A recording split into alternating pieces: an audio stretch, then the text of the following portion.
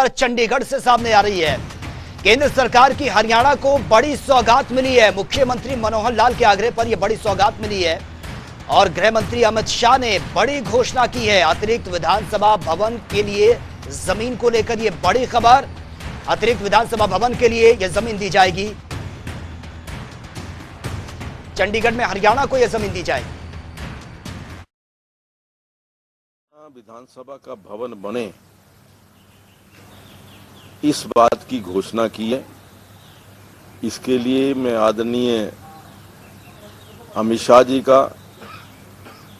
हमारे मुख्यमंत्री आदरणीय श्री मनोहर लाल जी का, आदरणीय ओम बिरला जी का, वेंकैया नायडू जी का और विशेष तौर पर हमारे प्रधानमंत्री आदरणीय नरेंद्र मोदी जी का मैं आभार व्यक्त करना चाहता हूं कि उन्होंने जो एक बहुत लॉन्ग पेंडिंग डिमांड थी या जो हमारी समस्या थी उसको समझ करके एक बहुत सही समय पर घोषणा की।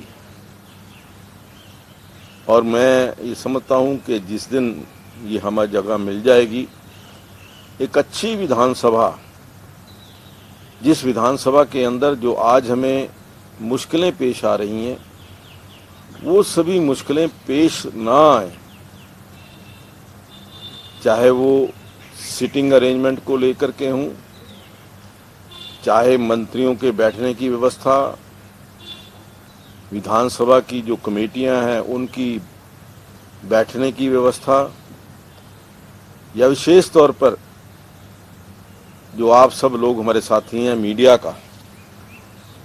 मीडिया की उचित व्यवस्था वहां पर हो सके, इस बात का हम विशेष ख्याल उस विधानसभा भवन के अंदर रखेंगे। उसके लिए जो भी अच्छे से अच्छा एक भवन बन सकता है, सभी विधानसभा भवनों को देख करके वहाँ उनकी जो कोई मुश्किलें हैं या जो खूबियां हैं उनको देख करके इस विधानसभा भवन का निर्माण हम जल्दी ही शुरू कराने का प्रयास करेंगे। ये विधानसभा भवन की जो नए की बात हो रही है स्पीकर साहब, उसकी जरूरत क्यों पड़ेगी? नहीं, देखिए राकेश जी, आप तो गवाह हैं कि आज जो हमारे विधानसभा भवन की जो प्रेजेंट भवन है उसकी सिटिंग कैपेसिटी जो है विधायकों की वो 90 है। 90 विधायकों से यदि हम एक या दो लोग ज़्यादा विधायक भी चुन करके और आ जाएं तो वो विधानसभा भवन के अंदर बैठने की व्यवस्था नहीं है। वर्ष 2026 के अंदर डिलिमिटेशन होने जा रहा है और उस डिलिमिटेशन के अंदर जो मुझे जानकारी मिली है, कम से कम 25 सीटें और बढ़ेंगी।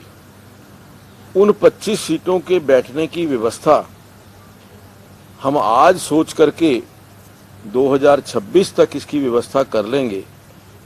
मैं समझता हूं कि इसीलिए हमने विधानसभा के नए भवन की मांग रखी है। सर, क्या पुराना जो अभी मौजूदा विधानसभा भवन है उसका क्या फैसला रहेगा और क्या उसको रखेंगे? देखिए, वो एक हेरिटेज इमारत है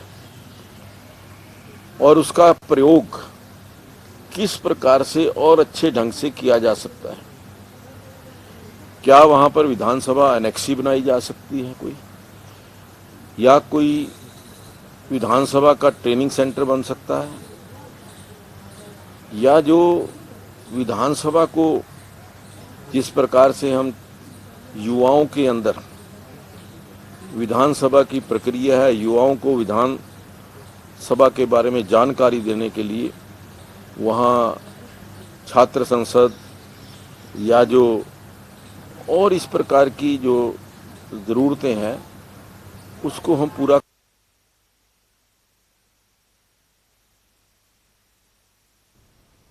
तो ये आप सीधी लाइव तस्वीरें देख रहे थे। प्रेस कॉन्फ्रेंस कर रहे थे विधानसभा अध्यक्ष ज्ञानचंद गुप्ता, जहां पर तमाम जानकारियां उन्होंने दी है और उन्होंने कहा है कि जो सिटिंग अरेंजमेंट को लेकर दिक्कतें आती थी वो दिक्कतें दूर होगी क्योंकि स्पेस को लेकर सबसे ज्यादा परेशानी थी और उसको जल्द से जल्द दूर किया जाएगा। साथ ही उन्होंने यह भी कहा कि पत्रकारों के लिए भी अच्छी व्यवस्था की जाएगी।